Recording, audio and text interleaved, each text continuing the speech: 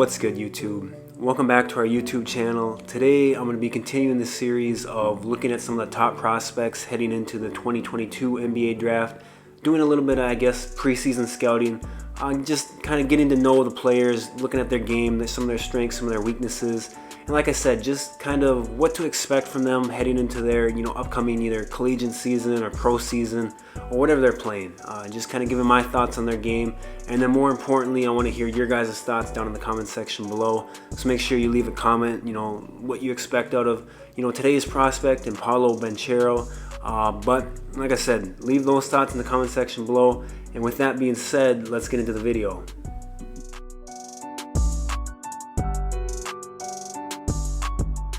So who is Paolo Banchero? Well, he's going to be a freshman this year at Duke. He comes into Duke as a power forward. On the offensive side of the ball, he may have a little bit of positional flexibility, but mainly he plays at 4 spot. He's currently 6'10", 250 pounds. He said in an interview this summer that he had grown from 6'9" to 6'10", and that was measured without shoes. So he figures with shoes, he could be, 6'11", potentially pushing 7 foot tall. And he's 250 pounds, so he's definitely like a big dude. And, the first time that I watched him play or saw clips of him, those were kind of my exact thoughts. I thought, kind of like, wow, this is a large human being. And he was doing a lot of different things with the basketball. He was out on the perimeter, but he was kind of slow, but he's handling the ball, kind of running the break. And he was just so much bigger than everyone else on the court. It was kind of hard to judge his game, like I said, the first time I saw him play. But he definitely, like I said, offers a little bit of flexibility and kind of fits that modern day 4 spot pretty well. Now, in terms of what to expect from him at Duke, I think he should be good there. Duke has done well with players, of his skill set, and they seem to get a lot out of these freshmen. And Coach K seems to do a good job with these one and done type players, especially ones that are projected to be top 5 picks. And so I think we should expect a good season from him. He should be more than ready for the NCAA level, and like I said, I think he should have a good season this year at Duke.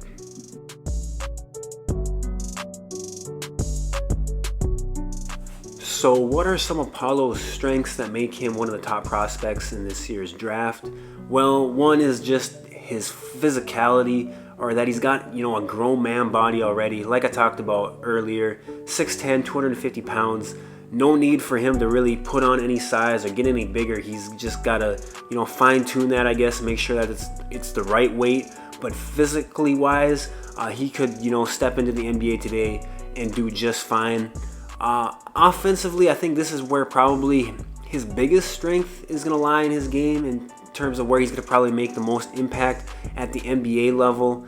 He's someone that can score from really all 3 levels. Probably best suited for catch and shoot 3-pointers. I don't see him being someone taking a ton of off the dribble threes, but catch and shoot wise has a decent looking 3-point shot and can knock them down. He's also shown the ability to get into the mid-range area, and maybe that's more where he can, do, some more of that, off the dribble type shooting. And then going to the hoop, he's a big guy, and people don't want to get in his way, especially at the high school level. And so he's able to finish at the rim. Not the most explosive athlete, but has good athleticism and is able to play, above the rim in space and, over, kind of like smaller defenders. He's able to overpower them, overmatch them, and finish at the hoop in that way. Also, offensively, shows some ability to handle the ball and be someone who can be kind of a playmaker, especially at that kind of mid-range area, that mid-post area. Has shown the ability to, not only make plays for himself, but also make plays for his teammates in that spot. And I think Duke should do a good job of getting him into that mid-range, mid-post area. And I think eventually at the NBA level, you could see, him kind of have, I don't want to say like a Draymond Green type game, but how he's used in the mid-range area and making plays for his teammates. I think there's definitely a little bit of that with him as well. Defensively, I think Paolo's biggest strength is probably just his overall basketball IQ. Seems to just kind of know where to be, know how to use his physicality to his advantage. He's a great low post defender. You're not really moving him off of his spot. And so defensively in the NBA, I think he's going to be best suited to almost guard centers at today's level.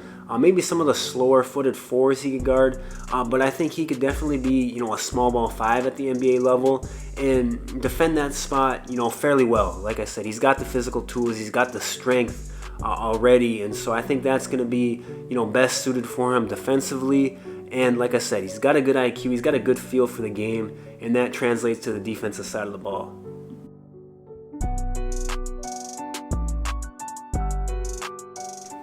I would say the biggest weakness for Paolo is kind of his lack of elite athleticism.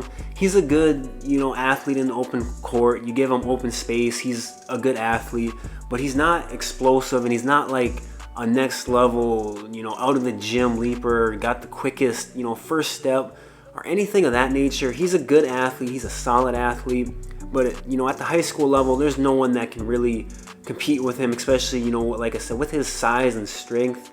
There's not a lot of people that can, match up with him at the high school level. It'll be interesting at the college level. There might be a few guys that are able to give him issues, but really at the NBA level, that's where he's going to start to see, people bigger than him, more athletic than him, and he won't be that, biggest, most physical guy on the court. And so that's where I guess we'll have to see, how his game really translates, because right now, like I said, high school level, he's just a bully. No one can match up with him. It's gonna be, like I said, when those bigger, stronger, faster, more athletic people match up with him, how is this game gonna translate then? Because like I said, he's not necessarily a next level athlete or, out of the gym, jumper or anything like that.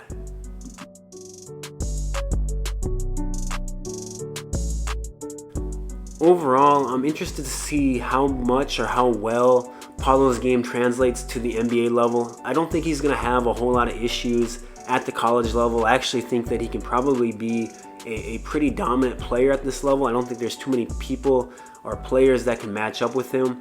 At the NBA, it could be a different story.